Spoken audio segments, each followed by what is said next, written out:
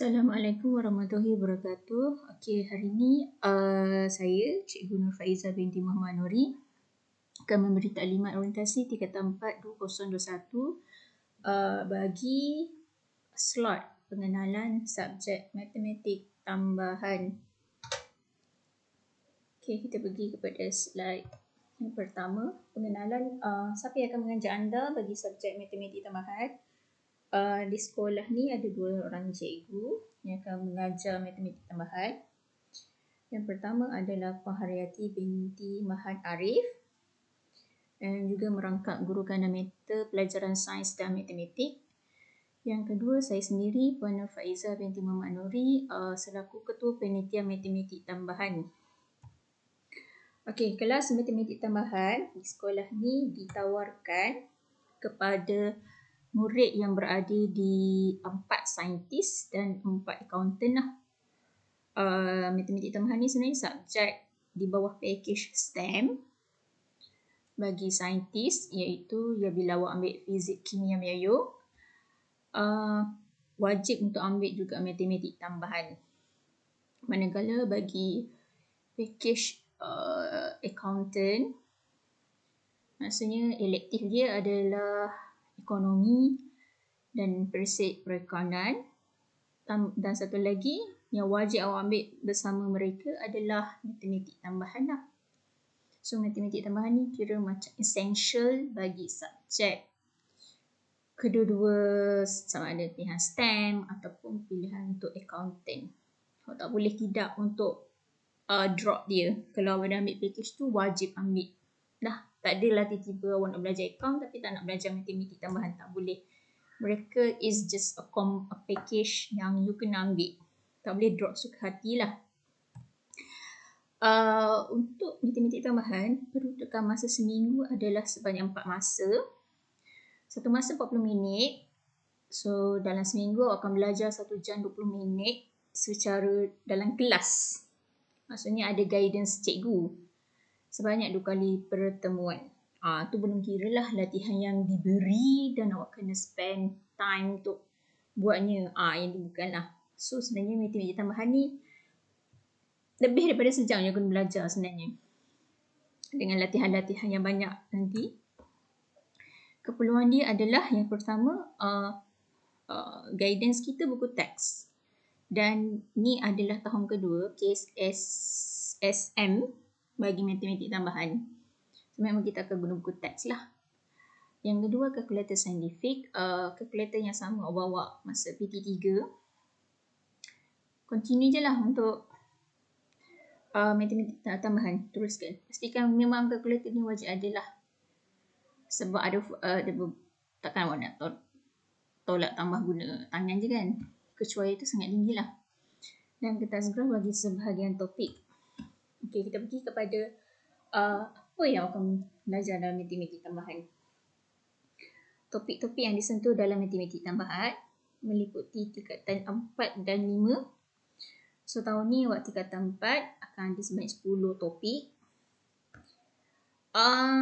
Pengenalan kebanyakan topik-topik ini sebenarnya awak dah sentuh dekat PT3. So kalau awak lemah matematik PT3, ada potensi lah untuk awak sukar menyelesaikan soalan matematik tambahan. Okey, contoh nanti saya terangkan lah. Contoh, topik pertama fungsi. Awak dah sentuh masa tingkatan 2. Masa pengenalan hubungan banyak kepada banyak, satu kepada banyak. Itu surface of fungsi lah. Okey, yang kedua fungsi kuadratik. Kita ada pengenalan ni ada kat tingkatan 2 juga. Belajar pemfakturan, fakturkan x kuasa 2, tolak 4x tambah 4. Contoh. Kan yang darab silang tu. Okey, 3. Sistem persamaan. Ada belajar basic dia tingkatan 1. Menyelesaikan persamaan linear serentak. Okey, maksudnya awak kena cari apa nilai x, apa nilai y. Awak belajar sikit je tingkatan 1. Cuma tingkatan 4 ni, dia upgrade sikit lah. Keempat, indeks, set dan logaritma. Indeks form 3 dah belajar. Kod indeks tu muncul balik dekat form 4. Actually benda yang sama, cuma soalan awak more complicated. Cert sebenarnya adalah nama lain bagi punca kuasa. Punca kuasa awak ada belajar, tak silap saya, tingkatan 1 juga. Ada sebenarnya hukum punca kuasa kena tahu. Tapi dia dekat nota tepi tu kalau ingat dekat buku teks. Logaritma benda baru, nama short form dia log. Ada dekat calculator log. Tu adalah logaritma sebenarnya.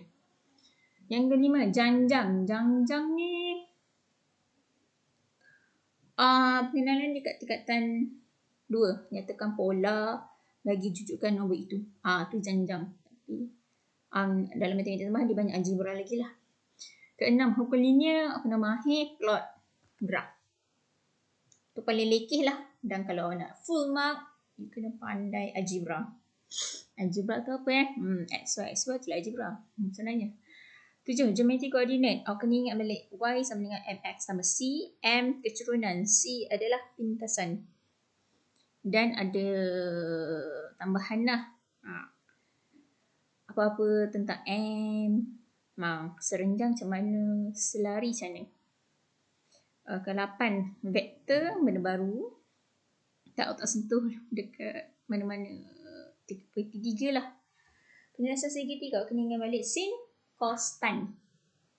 Okay. Nombor 10, nombor indeks. Nombor indeks ni kena mahir nisbah lah. Dan pengiraan. Dalam banyak topik ni, nombor indeks paling senang sebenarnya. Dalam 10 bab tingkatan 4, nombor indeks paling senang. Sebab kita banyak algebra. Kalau banyak algebra tu namanya topik yang susah lah. Okey, tingkatan 5 kita pergi. Awak akan belajar 8 topik. Tapi sebenarnya 8 topik ni sedikit berat sebenarnya. Ada 2 bab yang berat sikit. Okey, yang pertama sukatan membulat. Tak susah, tak senang. Tapi awak kena mahir bulatan. Bulatan, awak pernah belajar tingkatan 2. Pi J kuasa 2. Mencari luas bulatan. 2 pi J. Iaitu mencari lengkuk. Yang tu muncul balik dekat ni. Topik ni. Tapi dia upgrade kepada penggunaan radian lah. Okey, 2, 3 pembezaan pengamiran benda baru. Kalkulus, kita panggil dia kalkulus. Kalkulus ni paling susah lah sebenarnya dalam matematik tambahan. Dan kalau awak tanya kakak-kakak awak ataupun abang-abang awak yang ambil matematik tambahan, ini adalah topik yang paling mereka tak suka jawab. Okey, kita pergi kepada 4, pilih atau gabungan benda baru, dan 5, taburan kebarangkalian. Benda baru di bawah bahagian statistik. Fungsi trigonometri, awak dah sentuh fasa PT3 pengenalan sin, cos, tan. Cuma awak akan belajar sampai melakar graf. Okey. Nombor 7, pengaturcaraan linear. Ni kena mahir graf lah. Plot, ketaksamaan, lebih besar, lebih kecil. Kalau ingat masa buat garis nombor, kalau lebih besar tak ada sama dengan, awak kena buat empty dot. Kalau ada sama dengan tu, dia ada solid dot yang hitam tu. Lepas kita pergi kinematik gerakan linear. Yang ni adalah aplikasi kepada pembezaan dan pengamiran. Kalau lemah pembezaan pengamiran, maka topik itu sedikit sukar lah untuk dibawa. Okey, format peperiksaan. Okey, untuk makluman awak, matematik tambahan semua bertulis. Dan jalan kerja dia panjang. Beza kertas 1, kertas 2. Okay, kita tengok perbezaan dia. Kertas 1, total mark dia 80. Ada 2 bahagian. Dan tempoh masa di ujian 2 jam. Tapi jalan kerja dia sedikit pendek. Paling maksimum markah pun awak akan jumpa markah dia 8. Okey, kertas 2 100 markah, rutukan dia. Tempoh ujian dia 2 jam 30 minit. Sedikit lama. Dan soalan dia pun lebih panjang.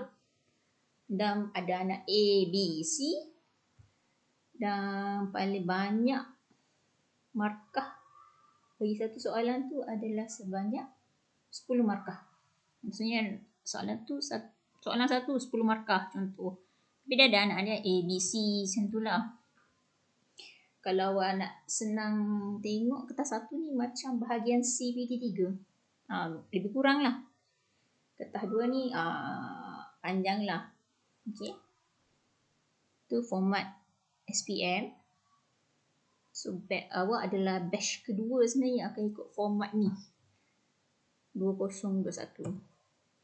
Okay, so kita tengoklah simplitas selalu apa yang awak akan jumpa, apa yang awak akan tulis dekat exam nanti. Ni contoh jalan kerja, dia macam ni contoh untuk pengiraan sukatan membulat. Dia ada cost, dia ada itulah area tu bahasa Melayu dia luas kan, perimeter kira kan. Jalan kerja dia panjang lah. Ada A, B, C macam tu. Ni contoh pembezaan D per DX. Banyaklah alfabet X tu beranak pinak indeks dia, caca merba macam tu. Ni akan jumpa lah. Ada punca kuasa. Punca kuasa tu apa? Indeks dia negatif 1/2 lah, apalah. Lemah indeks, lemah lah pembezaan awak ni. Contoh lagi jalan kerja. Panjang lah. Tak ada jalan kerja pendek-pendek, matematik tambahan ni. Semua panjang lah. Okay, so apabila menyelesaikan soalan matematik tambahan, anda perlu bersedia untuk menulis jawapan yang panjang. Sebab itu waktu exam dia tu panjang kan, 2 jam, 2 jam setengah. So memang kena ready untuk rajin lah menulis jawapan. Okay, pemahiran yang perlu anda kuasai bagi mengambil matematik tambahan. Yang pertama, ni very essential. Siapa yang ikuti kelas saya matematik tambahan untuk Pak Saintis, Pak Accountant yang telah lama tu, yang tak streaming lagi, saya banyak bagi latihan algebra kan, keperasan. Contoh, apa itu algebra? Contoh, awak pernah buat persamaan linear, cari nilai 2x tambah 5 sama dengan negatif 3. Macam mana selesaikan x? Okay, pindah-pindah, pak, dapat x kan. Contoh, selesaikan, kena kembangkan, lepas tu cari y, pemfaktoran. Tingkatan 2 belajar. Okay, nombor 3 ni sejenis fungsi lah sebenarnya. Fungsi tu ada fx. Belajar waktu tingkatan 2. Muncul balik. Memang solid. Ada 2 topik cerita pasal fungsi je. Okay, ni keempat. Selesaikan persamaan linear berikut. Ni dah upgrade daripada tingkatan 1 lah. Tingkatan 1 awak belajar 2 je. 2 pun boleh ubah, 2 persamaan. Tingkatan 4 belajar 3 pun boleh ubah, 3 persamaan. Kena selesaikan. Cari nilai x, cari nilai y, cari nilai z. Contoh yang lain, pemudahkan ungkapan algebra berikut. Ni contoh guna indeks lah. Indeks ada negatif 2, ada kuasa 3, atau ada kuasa negatif 2. Kalau bahagi, apa pokok indeks dia? Memang ada satu topik kan tadi kita tengok indeks. Okey, kemudian kita ada pula trigonometri. Ni maksud saya. Trigonometri itu adalah sin, cos, tan. Contoh, cari nilai sin sekian-sekian. Selesaikan cos itu. Lakarkan graf. Awak nak tahu tan tu macam mana bentuk dia? Sin tu macam mana? Cos tu macam mana? Basic dia awak dah belajar dulu. PT3. Geometri koordinat. Ni contoh lah. Di bawah geometri, pemudahkan. Kalau ingat, y sama dengan mx tambah c. Cari kecurunan. Lukis garis lurus serenjang. Apa maksud serenjang? Kena tengok, ingat balik lah. Apa perkataan serenjang tu maksud? PT3 pernah sentuh. Okay, yang terakhir, kalkulus. Kalkulus ni awak tak pernah belajar kat PT3. Very new topic. Di bawah tajuk pembezaan dan pengamiran itu kalkulus. Dia banyak alfabet lah. X, Y, dx dan sebagainya. Saya bukan nak menakutkan ke apa, tapi itu yang awak akan jumpa dekat matematik tambahan. Kalau awak tak selesa dengan ada banyak pun boleh ubah, awak fikir-fikirkanlah. Matematik tambahan ni perlu atau tidak untuk anda. Okey, kalau anda tak mampu dengan XY tapi masih mengambil matematik tambahan, sedialah. Ujian 1 tu gagal tu biasa. Walaupun anda rasa anda hebat. PT3 okey semua tu kan. Tapi tahap kegagalan ujian pertama tu biasa. Siapa gagal ujian 1 tu biasalah matematik tambahan. Bagi saya tak ni lah. Gagal tu is normal dalam matematik tambahan. Tapi untuk gagal SPM tu boleh dielakkan. Cabaran dia kalau anda tak ada gagal, pertama mindset lah. Awak kena fikir lah, kalau betul nak ambil math, jangan fikir dia sukar. Cuba senang lah. Positive mind. Lepas tu asas algebra kena kukuh. Kalau nak mahirkan asas algebra kena buat banyak latihan lah. Kena selalu tahu pengembangan, persamaan linear. Okey, perlu bersedia mental fizikal tu lah maksud saya. Jalan kerja dia kalau tengok tadi panjang kan. Kena ready lah. Masa yang panjang untuk menyelesaikan masalah. Dan untuk selesaikan masalah yang banyak, latihan pun kenalah banyak. Barulah awak mahir menyelesaikan pelbagai masalah. Masa pun panjang kan. Disiplin ilmu yang tinggi. Maksudnya awak kena dengar lah.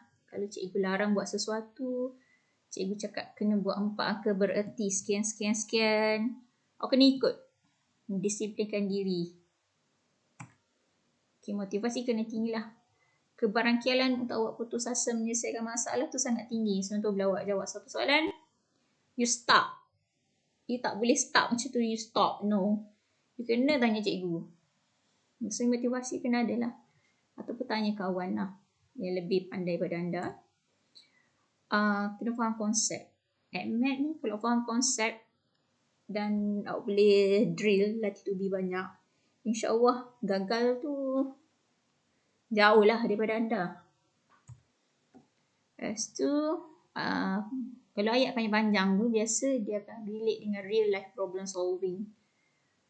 Konsep ke arah kebat KSSM boleh cakap lebih daripada 50% lah target Lembaga Peperiksaan Malaysia. So bila kebat tu kita akan relate dengan real life problem lah.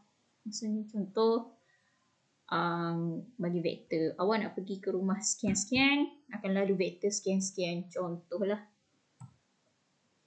Okey, dan terakhir memang kena minat dan bukan dipaksa. Bukan awak cakap kenapa saya ambil matematik tambahan sebab cikgu suruh. No, you cannot blame the teacher. You nak ambil matematik tambahan, you sendiri minat, bukan sebab cikgu suruh, bukan sebab ibu bapa suruh. Kalau anda dipaksa, maka separuh hati je lah anda jawab soalan matematik tambahan. Okey, namun semua cabaran tu ada imbuhan dia. Kelebihan dan kekuatan kalau awak ambil matematik tambahan lah.